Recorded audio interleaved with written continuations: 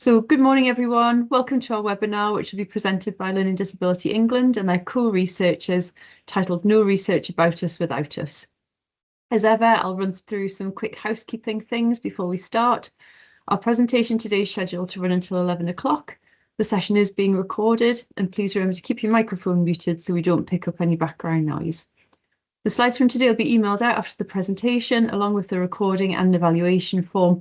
Please do complete that if you can. We really value the feedback that we get. During the webinar, you can access closed captions by clicking More on your Teams toolbar, then Language and Speech, then CC Live Captions, and I'll also put that into the chat. For anyone who's watching the recording back, if you want to offer any thoughts, there'll be a QR code that comes up at the end, and that'll take you into the evaluation form, so please add your comments there. We've got time allocated at the end for Q&A, so please feel free to ask any questions at that point, either by putting something in the chat or raising your hand. So my introductions to our team who are presenting today are very brief. This doesn't go anywhere close to describing just what these people are doing, what they have done, and the richness of the information they're about to impart on us today. So the team are Gary Borley, who's co-founder of Learning Disability England, and Dr. Amy Russell, Associate Professor of Health Inequalities at the University of Leeds. Amy and Gary co-led the project that you're about to hear about. We're also joined by Max Clark from Thinclusive, an organisation which supports the health and social care sector to ensure they communicate in ways which are clear and accessible to all. And Samantha Clark, CEO of Learning Disabilities England.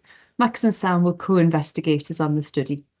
We're also joined today by Anna Balding, who is supporting the team. So I'd now like to pass on to Sam to begin the formal presentation. Thank you, Nicola. Great, and thank you all for coming. I'm just going to quickly run you through our plan for the next hour. We're going to tell you a little bit about the project. We want to talk to you about partnerships in research. That's one of the really significant pieces of learning for us. How we used accessible information in its broadest sense. We're going to introduce you to something called the matrix of support, which here is support is planning. We're going to talk about accessible communication throughout all our work, and we also want to share with you some of our evaluation with creative methods. I think somebody is unmuted. If you can all just check you're muted, that would be great, because I can definitely hear somebody's background noise. And that'd be really helpful if we're able to make sure everybody can just hear the team as they speak. We've got a little bit of space at the end to try and make sure that we share with you, we give you the opportunity to ask us any questions, but we're also going to share our whole slide deck and a load of links to all sorts of different information from the project. So hopefully what we can't answer, we will be able to get you information on or find another way. As the team start now, they will just introduce themselves and make sure that you know who they are. I would just quickly point out to you about how we have our slides laid out, so we all know who's doing what by putting a picture on. It's a really powerful way of us sharing a presentation, we've learned. But I'm going to hand you over now to Gary. Hi everyone. On this squirrel scale, how do you feel today? Every meeting in our project, we had a photo check in at the start to see how we all feel. Use the chat and tell us which number squirrel is right for your mood today.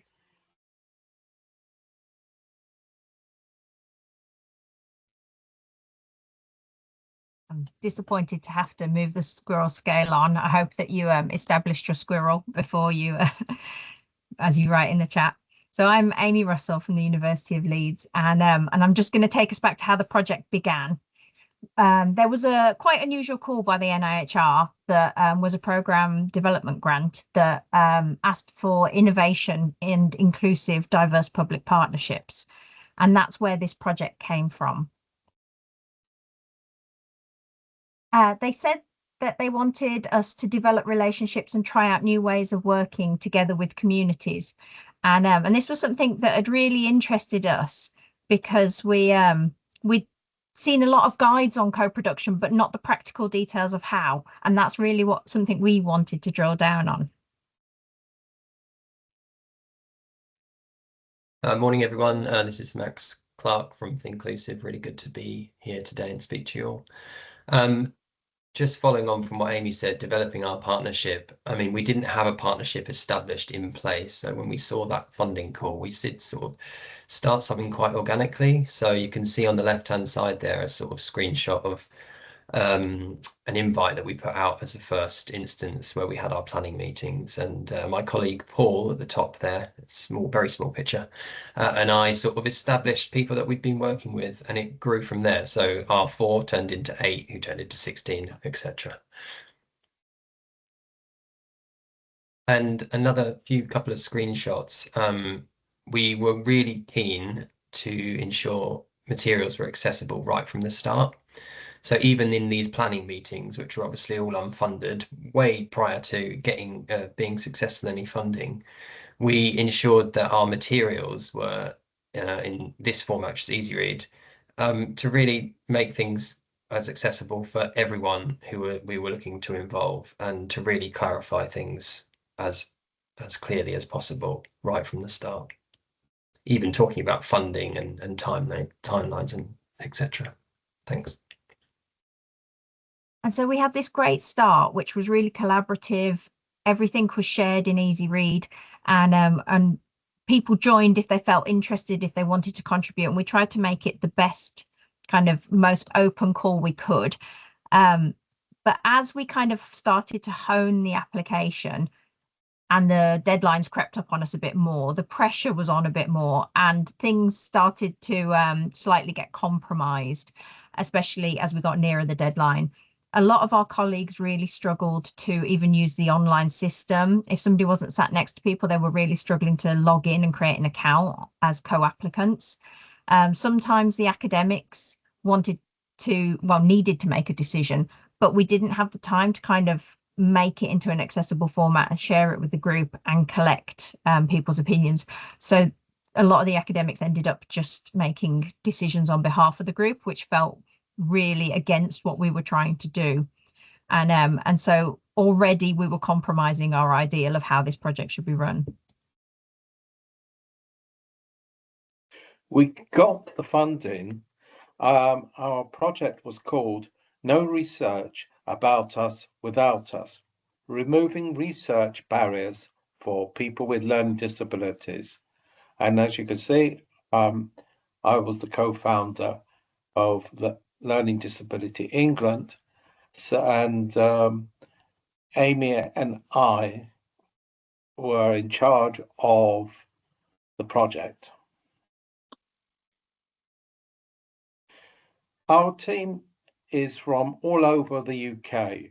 We had self-advocates with learning disabilities, academics, clinical trials, and social sciences, third sector leaders, NHS, R&D staff, and accessible information specialists. We had lots of different views and ideas. We live so far apart, and the way we work is very different.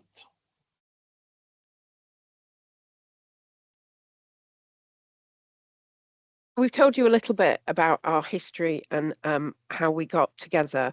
And as Gary says, it's a really broad and disparate group, but a group of people who all wanted to make the same thing happen. Amy and Gary are now going to tell you a little bit about the partnerships and research and what we learned and what we tried there in how we worked.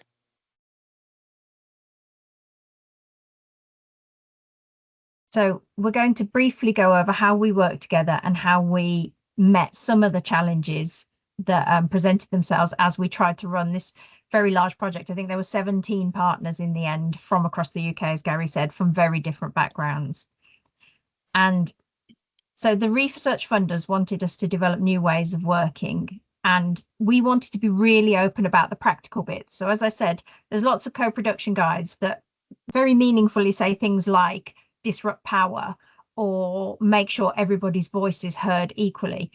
But on a practical level, we didn't actually know what that meant. Should we use like Zoom or Teams? What's the optimum amount of time for a meeting to last? And should we email people or phone them, or and so these basic things, we didn't want to just conduct business as usual if actually business as usual and the way we've been doing things were damaging to a partnership. So we tried to think about these 4 things of taking time, working out what support people needed, making sure everyone's paid for their time, and using accessible information, and work on those as our core principles. The pace of our meetings was made to meet the needs of our team. That was taking time. Working out what support people need. We hadn't worked together before. We had to figure out what support was needed. What does support in a project look like? Planning, preparing, and debriefing. Accessible information, accessible planning and organizing. Investing in trust and relationships. Accessible communication.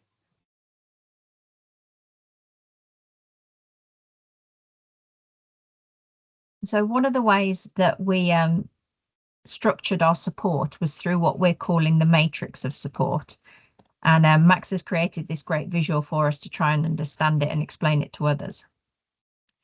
So we had me and Gary working together as the co-leads of the project, Anna, who's Gary's PA, and then Vicky and Jodie are self-advocates with learning disabilities who worked for an organisation called Speak Up. And they were supported by Jeff and Annie through Speak Up. So me and Gary and Anna would meet, we would set the agenda, we would reflect on progress, and we would kind of plan out the project, and we would do this monthly, but sometimes more frequently than that. Then I would try and make a visual slideshow, which became the agenda. Trying to create an easy read agenda plus the slides became a bit unwieldy. So we decided to share the slides for the whole meeting with everybody as the agenda. And then I would send it to Anna because Anna's really good at making things accessible. She has photo symbols. She understands about the pacing and timing of the language. So she would adapt these slides for me. And then Gary would meet with Jodie and Vicky, the self-advocates, and they would have a meeting where they went through the slides and they talked about what was coming in the big team meeting, what they would like to say, asked any questions or clarified any concepts, and really took time to prepare for that larger meeting so that this information wasn't dropped on them in a big team setting. And it gave them the time to think through what they wanted their responses to be. And then we had the big team meeting with everybody there. And then after that, the self-advocates could debrief with a key supporter.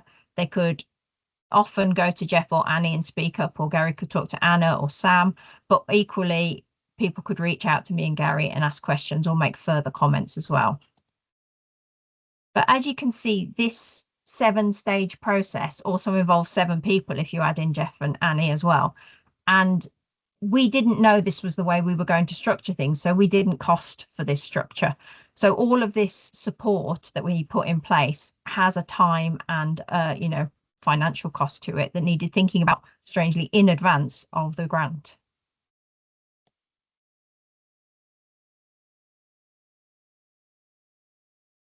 So the matrix of support was one of our really significant bits of learning. But the other thing that was really important to the project was how we used accessible information and how that was embedded in everything we did. So now Gary and Max are going to tell you a bit more about that. And we think it is really important to move beyond just thinking about easy read, but to thinking about how we're accessible in a much broader way. We made our project information accessible. When we wanted to discuss something, we made sure everyone could understand it. So we used accessible information throughout the whole project. I mean, I've already talked about stuff pre-funded, and Amy's talked about the challenges initially, but we also, every monthly meeting, of which there were many over an 18-month period, had an accessible slide set.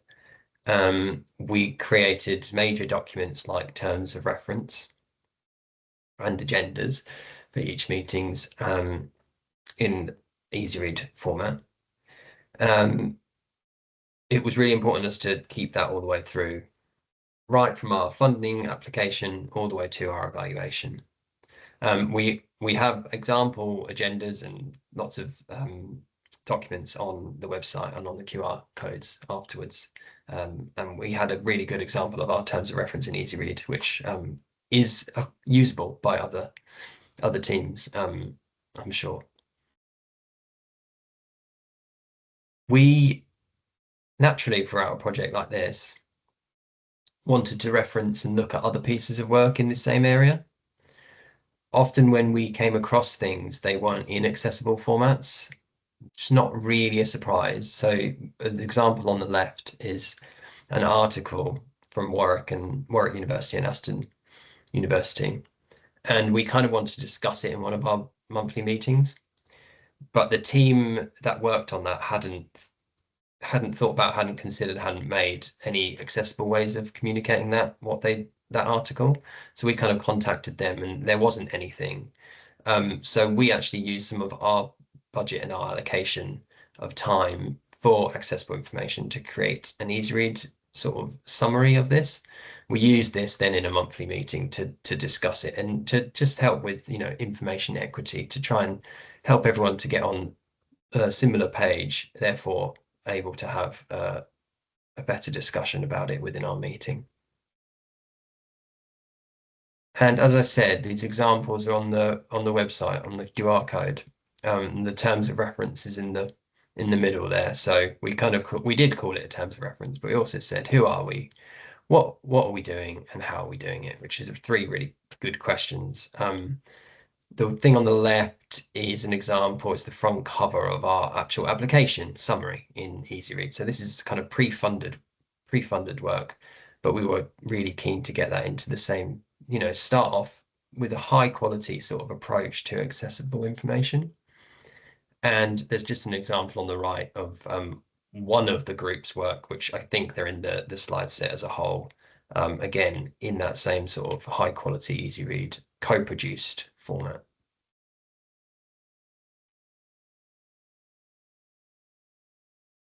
As Max says, we absolutely sought to embed creating accessible information that we could all understand, so we were all on the same page with all the bits of the project that we needed to understand together. And I think, just looping back to what Amy said about, we read guides that said things like disrupt the power. Well, that was how we tried to make sure that power was shared, was one of the ways in which we tried to do it. But another way in which we did it was thinking about support. So Amy, Gary and I are going to tell you a bit now about how we approach that in the project from a very practical point of view. We wanted to split into smaller groups to work on projects. We created a visual brand for each group to help us remember them. This example is in our collection of tools. As you can see, we got work group 1, create a guide on what works well for inclusion. That is the whale group.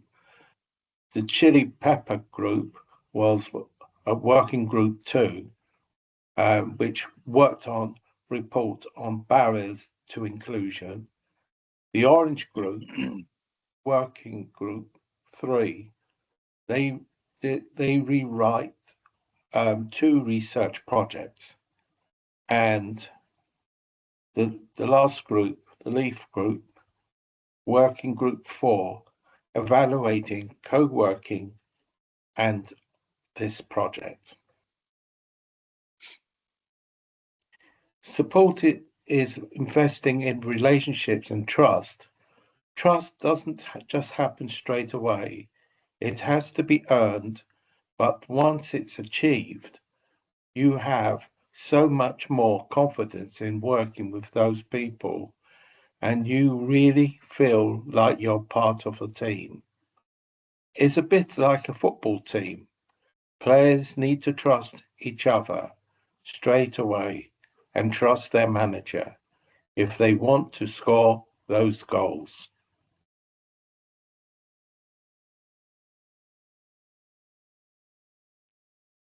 We didn't have to score goals to be successful, but we really did invest in trying to build trust and relationships through good communication and a very open communication.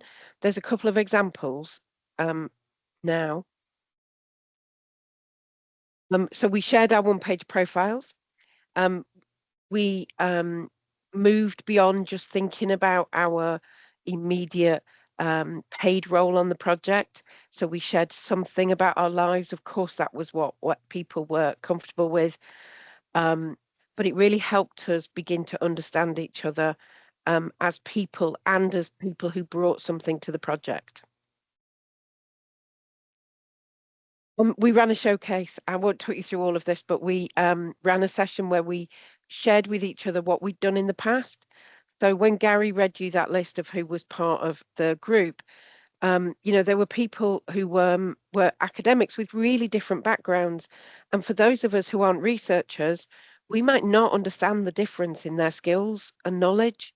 So it was really helpful for us all to get a bit of detail and nuance, but also the other thing it did was it meant we could understand that we were equally all bringing something really important to the project. Different, but we were all bringing a lot. And it was another way in which we tried to not only build trust, we did a lot of mood rating scales at the beginning of our meetings. This is one where we invited people to share a picture. So these are all pictures these are personal pictures to us.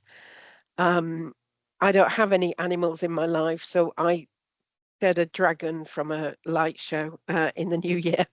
But you know, we did that as we'd grown trust through the project. So we probably did that about a year in, if I remember roughly when this was. But it was all about creating an equal space and building trust and understanding across the team.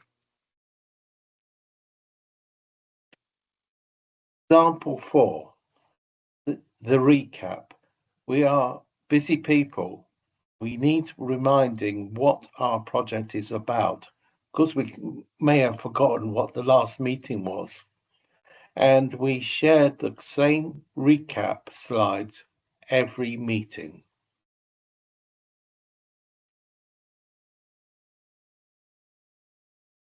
So now Gary and Max are going to talk to you a bit more about the accessible communication in its broadest sense across how we worked. We'll hand you over to them.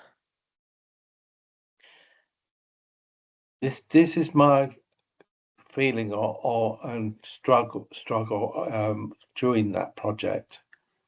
Sometimes I struggle with the amount that is said through emails and what actions are mine. As a result, we all agreed we could try and keep emails to a minimum.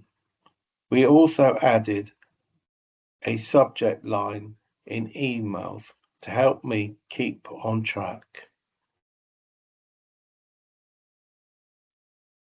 So I mentioned before that we had accessible slide sets at every meeting, and just want to say that they were essential in maintaining appropriate pacing of the meeting. I think you can kind of tell even from our slides today that not putting too much on each slide, allocating a slide via a picture at the bottom right of who's saying what, all were part of slowing things down when they need to be slowed down and keeping a good pace at the same time. Because our team was so, everyone was from very different backgrounds and used to meeting in very different ways. They also took a bit of time to do those accessible slide sets, but really crucial to make that time, to find that time to do that.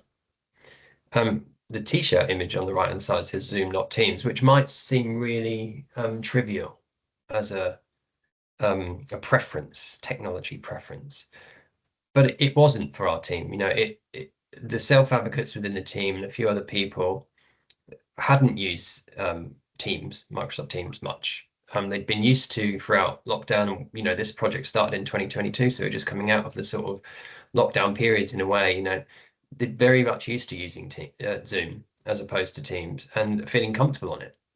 And if it was a simple choice for the team to use Zoom instead of Teams to make people feel comfortable, then we went ahead with that, and we used that as our primary online meeting platform.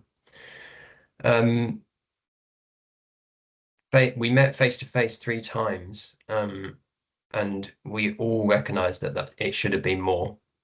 And again, maybe it was the time period of which when this project started. Maybe it was starting in 2026, it would be very different. But we all recognized that although we were from different parts of the UK and from Scotland, well, UK, England, and Scotland, and from Wales, we could and should have maybe met more in a central place. We met, I think, twice in London, once in Leeds, and people were able to join that, which was great. Amy and Gary, though, did meet more times face to face, which was important for them. And we followed the matrix of support, which is a really useful way of outlining how many steps there are in sort of like inclusive communication and working with people. The checking that goes from one thing to the other. We might think this slide is accessible, but check it with different team members. They say it's not, and therefore it's likely to be accessible for more people joining that meeting. Thanks, Amy.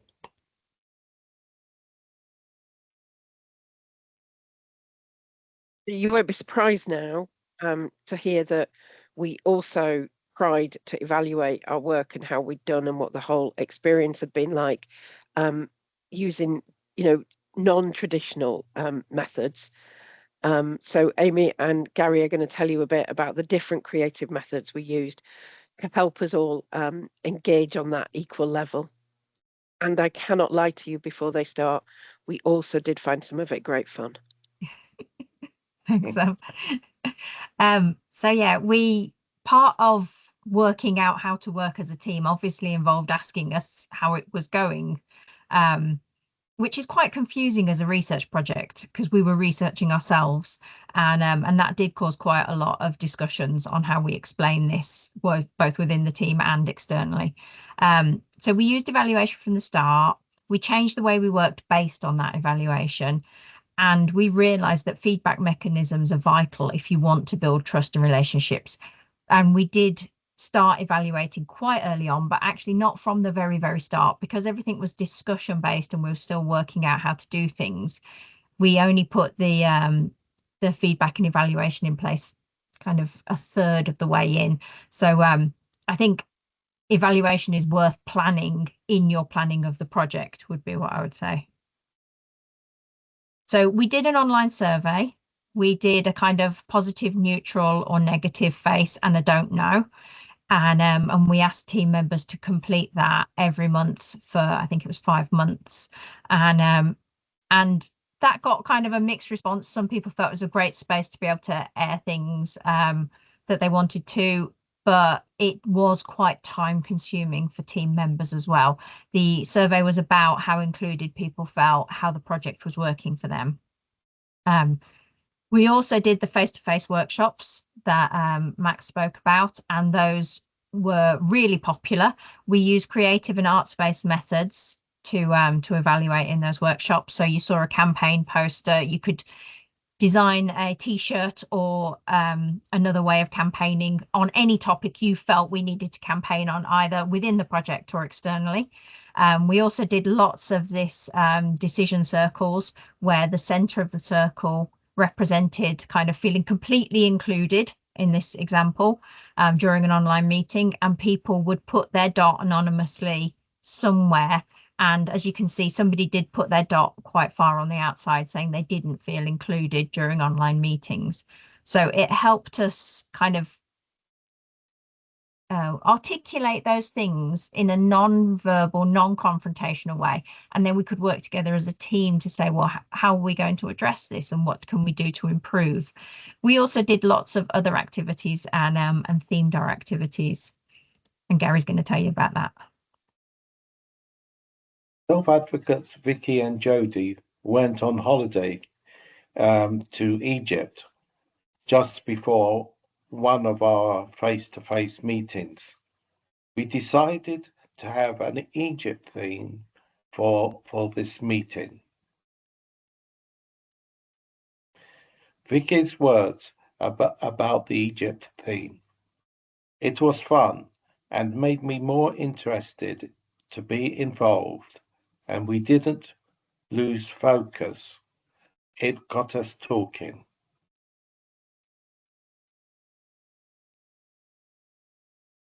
And that is why when you see the big group meeting, we're doing a kind of walk like an Egyptian thing.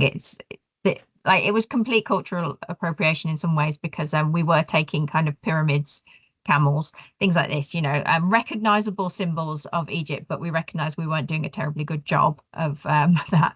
But it was to signify the interest that we had in what everybody was up to in their lives, and also to kind of give us a creative boost. So we did lots of scene building of palm trees and of pyramids as part of our evaluation.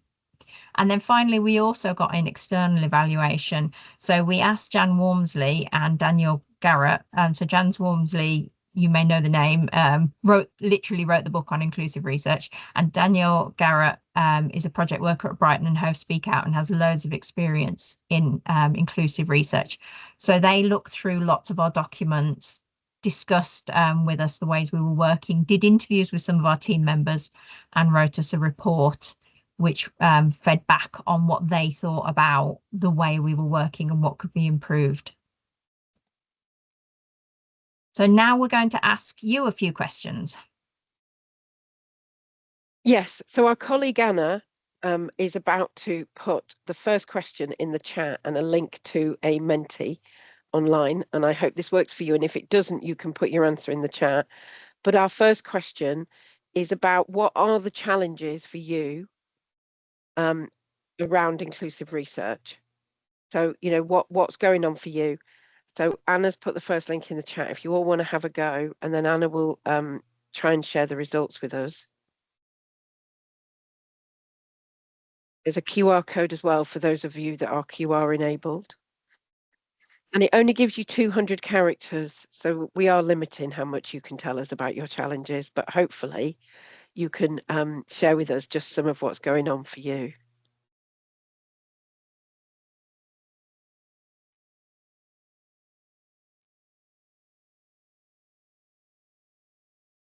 Great, so Anna's sharing as you are adding to it, and we can see that people are talking about time and cost and finding a consistent approach that isn't tokenistic. Yeah, there's quite a bit about time. We really, I think, as a team would recognise lots of what you're saying. When you're talking about recruiting individuals to help us with your research, that's really interesting. At Learn to Speak England, we've talked quite a bit with our self-advocacy group members, many of whom are really experienced at research. So I think there are quite a lot of people out there who could and would work with you, but it is about us creating those right links, isn't it? And the relationships is one of the things we hear from everybody. Time coming up lots. So this is fantastic, thank you. And we'll share a link in the chat with you. And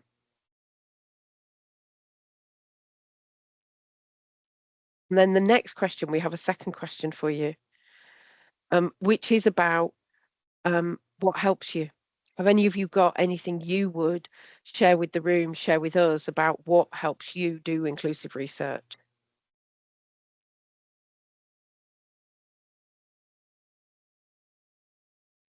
And let's put another link in the chat and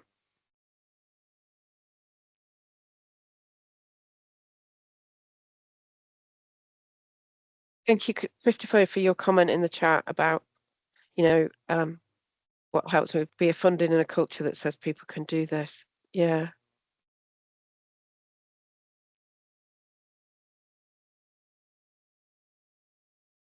I think, you know, my personal reflection would be that one of the really important things that we learned, I know through my work, but I know through part of this project, is we all brought really important contributions. They were different. Anna, have we got the results of the what helps, Menti? Teamwork, yeah. Yeah, and loads of great charities or organisations are really up for being partners, I think, if we can work out the right relationship.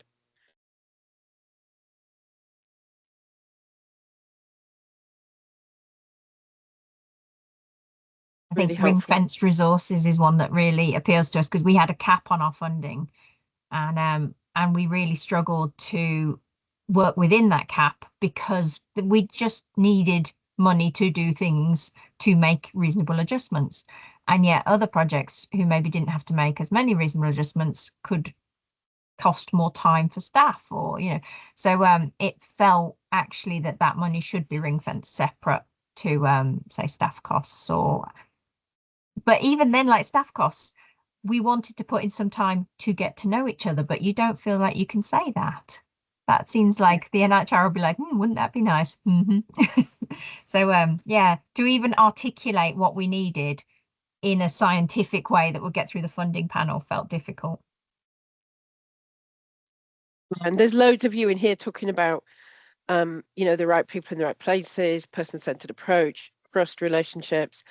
And as Amy just said, you know, being able to find a way to articulate that building relationships and the trust is key to everything without it making it sound like we just spent our time having fun or a jolly or something, because it wasn't like that. It was critical to us achieving what we needed to and made us much more productive. Thanks, Anna. And thank you all for that. We will share the results back with the team so they can send them to you, because I think there's some real wisdom and importance, but also really valuable for us to get, so that we keep talking, we keep speaking up about this.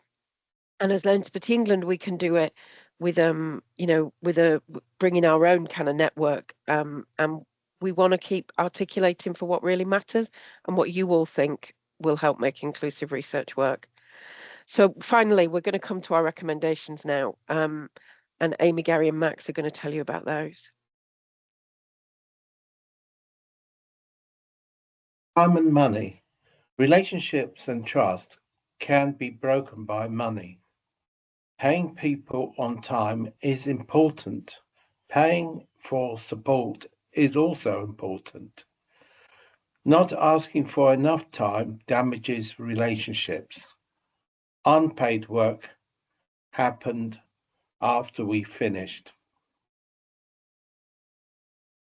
And this was one of the things that Jan Wormsley and Danielle noted that we had planned the project like a standard research project and not put in enough time for the writing up and dissemination. And they said, well, you know, that's not an inclusive practice because you will make public partners work for free. And we had fallen into business as usual, and it had to be drawn to our attention. So this is why I think when researchers are costing for inclusion, they need to speak up when tight budgets or short timelines make it impossible to do truly equal and co-produced research. And you know, when you're putting in a grant and then everybody says, oh, that's too much, what can we pull back on? That actually you need to say, not that, that's not on. You know, we need the staffing, we need the time.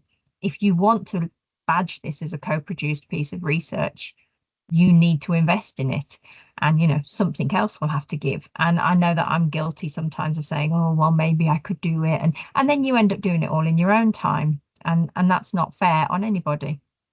So I think my key recommendation is ask for what you need, not what you think they will pay, because increasingly funders are recognizing that there is value in this and that it is costly, but it is something they will invest in.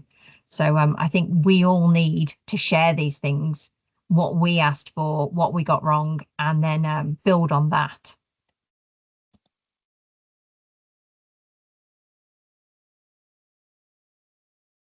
We also would strongly recommend that we try and put an end to that unspoken rule about the writing up happens at the after project. That is such a power thing, I think, because if all of the partners can't deliver all of the project and be there for the final part, then somehow you're handing over the final messages to the people who are picking it up and carrying it on after the funding ends. I think the other thing that we would say is don't ask people to give their time and emotional energy for free on projects. So, you know, recognizing that it is, people are going to be, you know, I've seen in the chat somebody talking about trauma informed. People are going to be sharing parts of themselves or will be working on the project and need to cover their costs, pay their bills in whatever way. We've got to put in the right money to make that happen. And then the thing I would say is pay public partners on time. So I think I am perfectly up for starting my own personal campaign about it's unreasonable to ask small voluntary sector organisations to sometimes wait 6 or 9 months to be paid.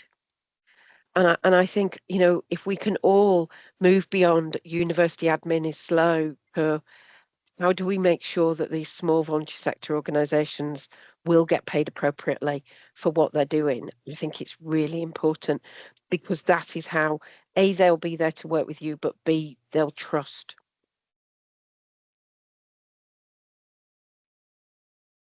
And some recommendations on inclusive communication and inclusive and accessible information. We kind of discovered how important it was to build the hours, the time, the allocation into your project as a cost. So my organization was costed in right from the start. And I have to say, undercosted, that's not anyone else's fault. That's kind of my fault, or you know, what happened. But because the amount of information that was needed in accessible formats. But we were there throughout, from start to finish. And we were there to say, well, we're discussing this, or we're producing this, and you have the time to ensure that it's at least available in different formats to support accessibility. So that's super important, that one.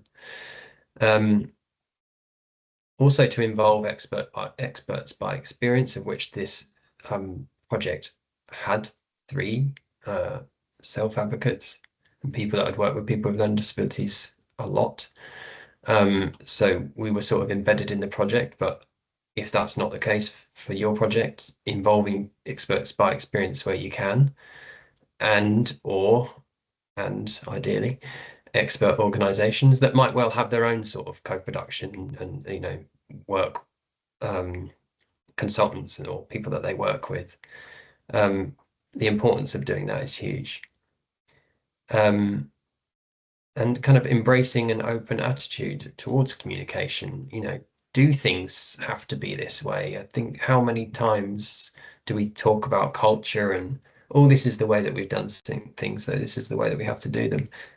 Is that always the case? Just being open and curious to different ways of even presenting slides, even presenting, formulating an agenda, even thinking about designing a survey, how you're going to communicate findings from a project. Just think differently. And if your team is diverse within, you know, from different backgrounds, those ideas will come from that group. And I think that's one of the strengths in this group. So yeah, don't be afraid to do things differently. And just on the second point quickly, sorry, you know, thinking about involving external people is not always as costly as people might think. So I would say don't be afraid to ask expert organizations who do sort of inclusive communication and accessible information see what they can do and what they could do it for. And I think most of the time they'd be absolutely glad to be part of research projects. Thanks. Thanks, Max.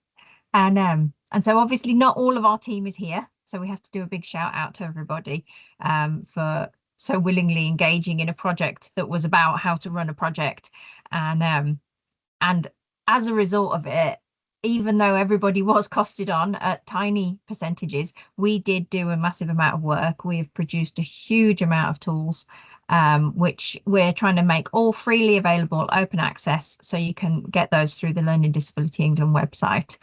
And we will be sending links around as well. So that takes us nicely to time for a few questions.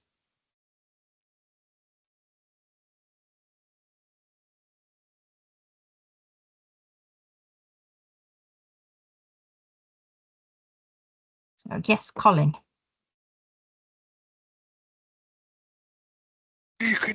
Can you hear me okay? Yeah. Yeah, hi Amy, hi team. First of all, well done. I've put actually in the chat, I'm doing a master's in equity and diversity at the moment. So I am actually a social scientist researcher. And whilst I was with the University of Oxford on clinical trials, what I found as a staff member, logically, you're quite right with the easy read. So all the observations you've made is really, really critical. What I found is that a lot of it is, when I say waffle, you know what I mean, yeah? The ifs, the buts, the ands, the ors, the areas whereby bullet points would be easier than, you know, I remember a time where we had a patient information leaflet, a pill, right, where it would be 13 pages long on a trial for little babies to come in and do something, or for other colleagues that would come in and do something. Do you honestly think people are going to sit there and read 13 pages of even 7? You know, this is where the easy read is so critical. And I appreciate in some areas there is legislation that says you have to put X in. That's fine. However, what I find is, and I bang on about it quite a lot, there's no lay abstract. There's no proper dissemination of that project like you've done. So that actually, for me as an autistic man as well, I want that information. Yeah, that's right. Yeah.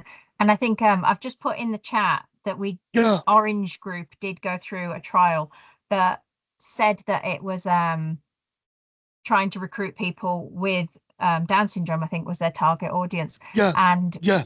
While they did adapt certain elements like an easy read information sheet, some of the actual data collection processes weren't adapted in any way. Some of the diary exercises weren't adapted. So it wasn't inclusive, because inclusion isn't just an initial information sheet. And yet, as you say, some studies don't even have that. Yeah. I mean, the amount of times I've seen, even in autistic and learning disabled research, it's common, so common, it's ridiculous. Why are you using our information is the ultimate question. What do you want to know? Otherwise, I'm not going to give you the information. Yeah, thanks, Colin. You wish to know, and individuals don't do that these days. Yeah, it's true. That's I'm going to have comment. to take another question, Colin, because I can see Laura's got her hand up, but thank you. I mean, it is I think it comes back to trust again, doesn't it? Trust with the research community, and we need these answers before we take part in anything as well. Laura? Hi, thanks very much. It's been brilliant to hear about the research, and I'm jealous in a way of all the opportunities that's been had, and I just wondered if you think that the NIHR are a funder that support this sort of work, because my sense is that yes, funders are beginning to appreciate the value of co-production, and that, you know, you can't be extractionist, these things take time. And I think that this is the message I keep hearing again and again, is the time to build those relationships. But I wondered if you had any sort of evaluations from the funder in terms of that they were happy to spend that time, because although, you know, you submitted your costs before all of this, and like, you know, when you talk through that 7 steps of the matrix and the different support systems of communications and stuff, and that must have been expensive in terms of people's time. So I wondered if the funders, you know, if there's been any sort of evaluation around the cost of that time, yeah, and if NHR are a good place to go. So there is definitely an increasing move, I would say, in NIHR to fund these costs. And I would now feel a lot more confident being truthful about what things are going to cost to them as a funder, and being clear. In the past, say 10 years ago, I got trials knocked back as too expensive when I was realistic about what it would cost to recruit people. And I do think we've seen a change since then. However, program development grants aren't usually like this. This was a curious set of funding it ran for 2 years, and I think it's gone again now. So this kind of methodology co-production research is quite unusual for an NIHR, but I would be interested to see if somebody took this and tried to co-produce an entire NIHR project and what they'd do. It really depends on the funding stream, I think, and the panel at the time. But yeah, if we don't ask truthfully for it, then you end up delivering something that nobody's satisfied with, that damages all your relationships. So I think, and then if you are truthful, are you going to be told you're too expensive? So it's really risky, isn't it? Yeah, and I don't have a clear answer, but I do think the movement is towards properly paying for the NIHR if you actually say this is what we need. Virginia? Hello, can you hear me? Yeah, can hear you. Yeah, fantastic. Hi, my name is Virginia Gavonia. I'm from the Brighton and Sussex Medical School. I actually wanted to respond to Laura, but more broadly to say that completely agree the trust is needed, and those collaborations takes time and to be established. But also equally, I would strongly recommend to utilize local resources, because so I'm leading the REN, which is Research Engagement Network.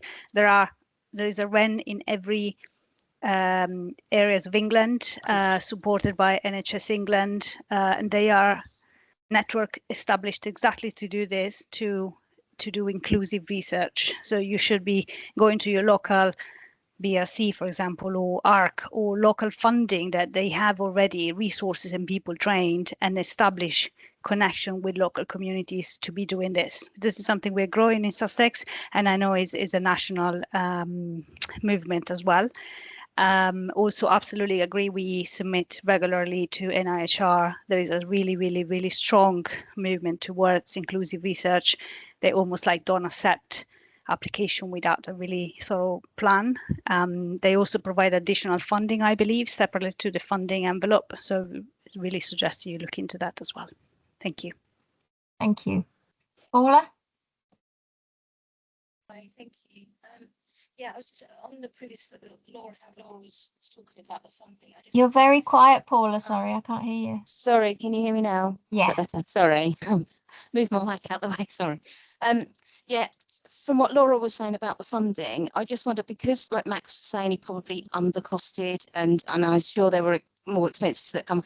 Did you do a final figure of what it should have cost, and did that get sent? And the question, you know, whether that would have been funded had the true cost have happened. I just wonder, that would not be another good piece of you know, investigations, Yeah, whether they would about it, didn't we, Max? Yeah. We talked about the true cost of the project. Did we ever actually put it together? No, it's a great idea. Yeah, Be interested. Yeah, yeah, and then see what the reaction would be if that proposal went to the funders. Be interested. Yeah, I would be interested too. I can imagine it would be significantly. Me and Gary were both on it at 10% each, and in actual fact, that didn't even account for the time where we just met and agreed how to proceed, and then there was the project delivery. So yeah, it would be significantly different. But again, like, I mean, Gary didn't often cost his time at an FTE. He normally did days or half days and stuff like this. So even the format we were costing him was a bit unfamiliar to the way we would normally work. Yeah, so there were many lessons learned. Brilliant. Thank you. I can't wait to delve into the resources. Thank you. Thanks. Christopher? I'd like to add a point about inclusion, about actually this is about allowing people to take part in actually society when it comes down to it. That's what it really comes down to. I like to say I've been running a couple of research things now, and I must admit, like to say that's my research folder. There we go. So, and that's someone who met. I'm gonna say about artwork. Yeah, that's a piece of art. Can't see it well, but that's a piece of art there. So that's so. Let me come well, but that's actually someone who was part of a food project this week in Cornwall, who's a pensioner, who that could have been probably only proper meal in a week. So it shows you the power of art and how we can get social change into society by someone just drawing on a piece of paper. There we are. So that's a pensioner who has to go to a food project to get a decent meal. That's a variety of poverty, but that's what we need. All voices to be part of research because it allows people to have the voice when possibly they don't have any, and that's what really we need to make sure that research is inclusive. So it means that people are aware of what's happening in the world. It's as simple as that. I think that's it. And one of the things we want to do is not just talk to people who already know about research and are already doing this kind of research, because that's who tends to show up for this time of webinar. But we really want to share it with other groups as well who might not be thinking about doing research. So, I mean, Sam and Gary have been brilliant sharing it with their members of Learning Disability England and holding webinars about research can be for you. And I think that's a message that we want to keep going with. So thank you. Nicola, I can see you've popped up. Are you going to tell us it's time? Unfortunately, yes. I think that's a lovely point to finish on, though, isn't it? About just remembering what's at the heart of all of this as well. It's really important we acknowledge that. So yes, I want to say thank you so much to the team from Learning Disability England. It's been a really informative, interesting, on lots of levels, an emotional level, a practical level. You've really spoken to the audience today, and I want to really thank you for that. And for everybody's attendance today. The webinar series will continue.